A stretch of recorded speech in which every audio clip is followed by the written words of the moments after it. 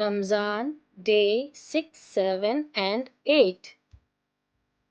سب سے گہرا سخت وہ نہیں ہوتا جو دشمن دے، بلکہ وہ ہوتا ہے جو اپنے دیتے ہیں۔ اور سب سے مشکل رشتہ وہ ہوتا ہے جسے نہ چھوڑ سکتے ہیں نہ پہلے جیسا اپنا سکتے ہیں۔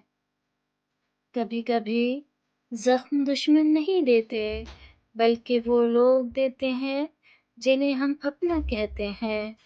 ایسے رشتے عجیب آزمائش ہوتے ہیں، نہ مکمل طور پر چھوڑ سکتے ہیں نہ پہلے کی طرح اپنا سکتے ہیں۔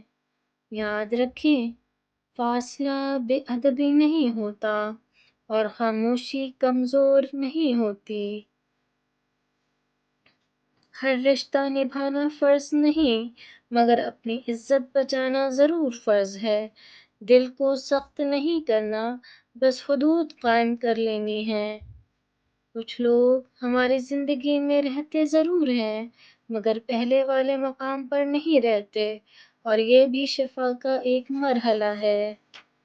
آئیے چھوٹی سی دعا کرتے ہیں۔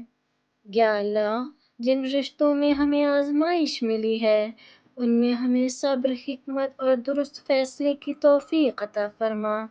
ہمارے دل کو کینے سے پاک رکھ اور ہمیں اپنی عزت کے ساتھ جینے کی ہمت دے۔ آمین۔